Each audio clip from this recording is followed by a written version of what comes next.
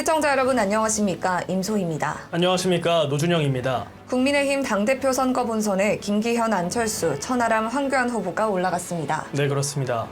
이어 4명을 선출하는 최고위원 본경선에는 김병민, 김용태, 김재원, 민영삼, 정미경, 조수진, 태영호, 허은하 후보 등 8명이 진출했습니다.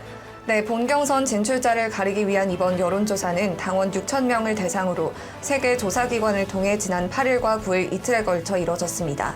유흥수 국민의힘 전당대회 선거관리위원장은 본경선에 미칠 영향을 고려해 후보들의 득표율과 순위는 공개하지 않는다고 밝혔습니다. 이 시각 주요 뉴스입니다.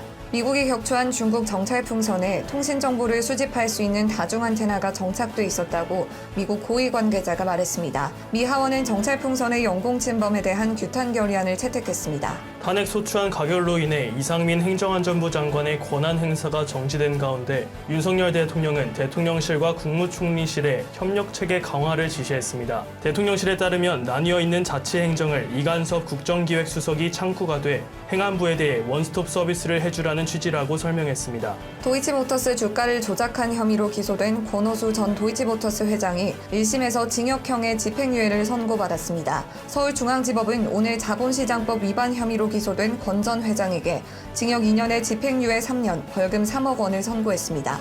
이재명 더불어민주당 대표가 대장동 위례신도시 개발 비리 사건과 관련 2차 조사를 받기 위해 10일 서울중앙지검에 출석했습니다. 이 대표는 추가 조사 논란까지 벌어진 소환 이후에도 검찰에 조종되는 이들의 바뀐 진술 외에 그럴싸한 대장동 배임 증거는 나오지 않고 있다고 비판했습니다. 김정은 북한 노동당 총비서 겸 국무위원장이 지난 8일 평양에서 열린 인민군 창설 75주년 기념 열병식에 딸 김주애와 함께 참석했습니다. 이에 김주애가 아직 공식 후계자 지위를 갖고 있는 것은 아니지만 사실상 후계자로 내정되어 있음을 시사하는 것이라는 목소리가 나오고 있습니다.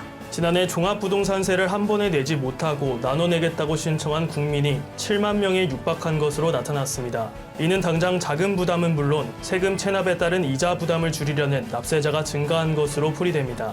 편의점 업주를 살해한 뒤 차고 있던 위치 추적 전자장치를 끊고 도주한 30대 남성이 경찰에 검거됐습니다.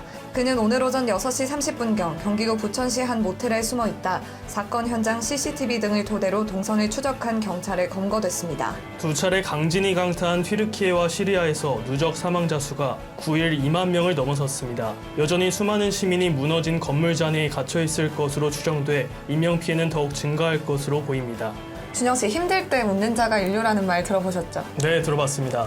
네, 나무는 혹한의 겨울에 나이테를 만들듯이 모진 바람이 불어야 강한 나무를 알 수 있고 어려운 환경을 겪어봐야 그 사람의 진가를 알 수 있는 법입니다. 지금의 고난은 더욱 성숙해지기 위한 과정이라 생각하고 힘든 순간 울거나 참는 것이 아니라 그 순간을 즐길 줄 아는 사람이 되시기 바랍니다. 네, 맞습니다. 비온 뒤 땅이 굳어진다는 말처럼 저도 시련이 와도 그 상황을 오히려 즐길 줄 아는 사람이 돼야겠습니다. 이 시각 주요 뉴스였습니다. 구독과 좋아요를 눌러주시면 더 좋은 뉴스로 보답하겠습니다. 지금까지 노준영, 임소희였습니다.